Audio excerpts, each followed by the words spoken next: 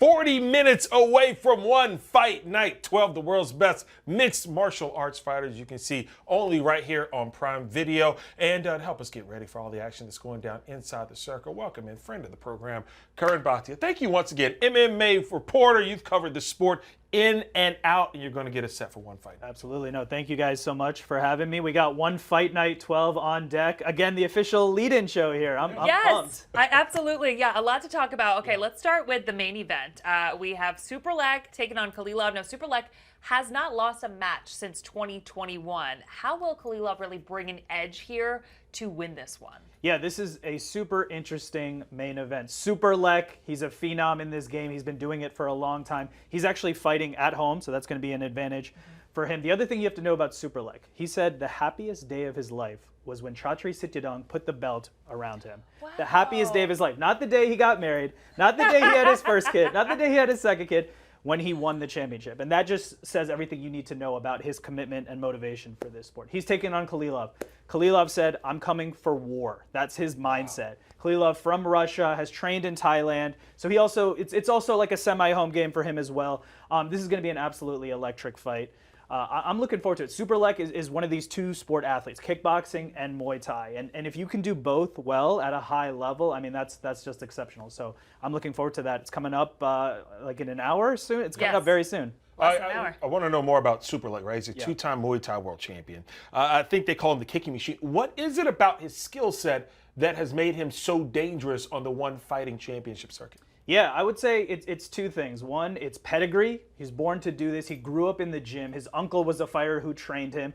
It's also versatility. So kickboxing, Muay Thai, right? There's some differences. There's some extra things you can do in Muay Thai. You can use some elbows. You can do a couple different things. So you have to remember which discipline you're in at that moment. And that's not easy to do when there's someone else coming at you trying to punch you in the face or kick you in the face. So I give him credit for being able to switch back and forth. Yeah. It's not easy to do. But I think it goes back to what we said, the happiest day of his life, right? This is what he was born to do. And now he's fighting at home. He's headlining. It's a short notice fight. This is the moment that he was born to. This is the moment that he lives for. And so that's why I expect to see a big performance. So I want to ask about the featherweight MMA title. This is American Gary, also known as the Lion Killer, by the way. Tell us a little bit about this grappler from New Jersey. What do we need to know about him? Yeah, what do you have to know about Gary Tonin? So he grew up in the Jersey Shore. What do we normally think about with Jersey Shore? You think like Jim, exactly. Tom Landry. Yep. Jim Tom. Oh my Jim God. Tan Laundry. Yeah, there we go. Jim Tan Fist Laundry. GTL and fist bumping. But now we're talking about using your fists in a different way. This is now fighting. Now the thing about Tonin, what's interesting is that he actually grew up with ADHD. And fighting was actually a way to bring that in and find a discipline that works for him. And that's actually very common in combat sports. One of the greatest boxing trainers of all time, his name is Freddie Roach. He has Parkinson's, and he shakes a little bit when he's walking around. But when he's holding pads, it goes away, right? Because you get into that element, into that zone. So fighting for Tonin is more than just stepping in there to compete, right? This is also helping him on a deeper level. So from New Jersey, like you said, he's representing, and he has a tough task ahead of him on One Fight Night 12. He had a shot at winning the title, I believe, back in 2022. He lost that bout. What has it been like for him to get back to this moment? How much of a motivating factor has that been for him? Yeah, absolutely. I mean, the hardest thing is when you get to the mountaintop and you fall off and now you have to rebuild and climb. I think for fighters, it's important you have to stay disciplined, stay in the gym. And one thing we were talking about before we even got on air was the importance of staying ready, right? Staying in shape, because you got to make weight in fighting. So you don't want to blow up in between fights, go through training camp again, come in not in shape. So it's important for him to have that focus. He's had that throughout this time in between that fight and this fight. So I expect to see him ready to go on One Fight Night 12. Okay, I want to ask you about the heavyweight MMA division here. We have Amir Ali Akbari and Dustin Johnson. Now, when Amir wins, he wins fast with an average bout time of just over 3 minutes. So, do you see that sort of thing happening tonight? It certainly could. Amir Ali Akbari, he's the greatest combat sports athlete out of Iran. So he holds that title. He's a heavyweight. These are the big guys, and we're used to seeing knockouts, and that's definitely true for Ali Akbari. But he's taking on Johnson. Now, Johnson is more about going the decision. If you look at his last few fights, they've gone the decision. So the way I see this fight playing out, it could be a don't blink type of situation where there could be a knockout early for Amir, but if it does go the distance, I am going to lean towards Joinson. That's where he has success. Going into the later rounds, going into the deeper waters, that's where Joinson has had success. So I think it'll be like a chess match that has explosive possibilities and explosive moments. It's heavyweights. We love seeing heavyweight fighting. Yeah, who doesn't love a good heavyweight bout? It's interesting because that's not the only bout on the card that is predicted to go potentially pretty fast. We have 2 women bouts going down tonight at One Fight Night 12, and we have to talk about the one with Lara Fernandez and Pet Jija. Her nickname is the Queen. The Queen handles her business quickly too. Like, she's also known to get her bouts done in a quick fashion.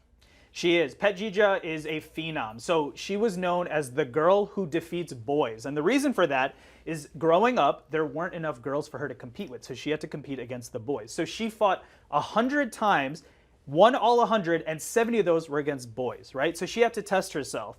And she was known as a phenom in Thailand. She's now just 21 years old, so still very young. And she's looking to make her name now in one championship. But we've been seeing her for a long time because of that. So it went from the girl who defeats boys to now the Queen. She has her hands full with Lara Fernandez, who is from Spain. So she's coming into enemy territory. But this is a big moment for Pet Jija, right? To say, hey, you're not just someone that we saw on YouTube 7 years ago. You're not someone who has just defeated, your local opposition. This is a big moment on One Championship. What do you do when the lights are brightest? And she's fighting at home. So that extra pressure of having your family in the crowd. You got to get the tickets for the family. You got to take care of all these different things when you're fighting at home. So that's coming up for her. That's going to be a fantastic matchup. Okay, from one queen to another, I have to ask you about the Musumeci family. Yes. We have Tammy Musumeci in the house for the one flyweight submission grappling world champion, Mikey Musumeci. Oh my gosh, I'm sorry. Hey, I said Gymtown Laundry. She is the older. She is the older sister of Mikey. I find that fascinating. She's also a full-time lawyer.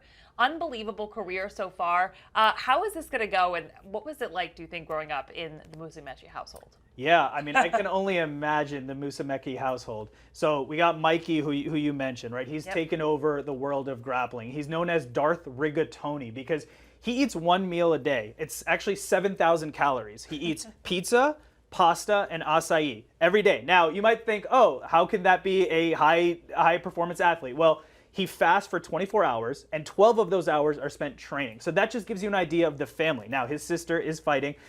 They come from the same background. They grew up in the gym. The family moved from New Jersey to Florida to focus on fighting. And Tammy's actually learned a lot from her brother, Mikey. Now, you mentioned she's also a full-time lawyer. So you have to think about the discipline required to be a full-time lawyer and compete at the highest level. That's what she's doing. I think that's absolutely incredible. I'm looking forward to seeing her in there. 100%.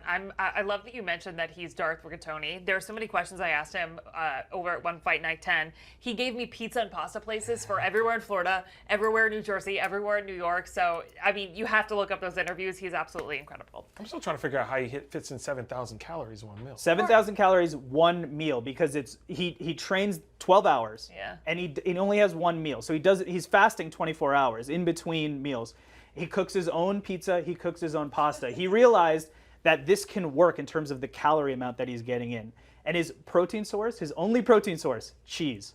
From the pasta, from the pizza. Wow. Now, this seems like a great diet. Tom Brady. Honestly, this is why, Take that, Curran, this is why you're our MMA insider. Thank you so much for coming in. Well, no, and let me just say, I think we probably all, me especially, I have that same diet, right? But we don't have the 12 hours of training in between, right? So Yes. I give credit to Mikey, to Tammy, and of course they're blowing up the One Fight Night world, and we're going to see them in action One Fight Night 12. Absolutely. Thank you so much for taking the time to come in and join us here. We are so looking forward to Fight Night One Fight Night 12. We'll see you guys back here on the backup plan in just a little bit. Talking football next. Notre Dame Fight Hours in the studio. That'd be a lot of fun.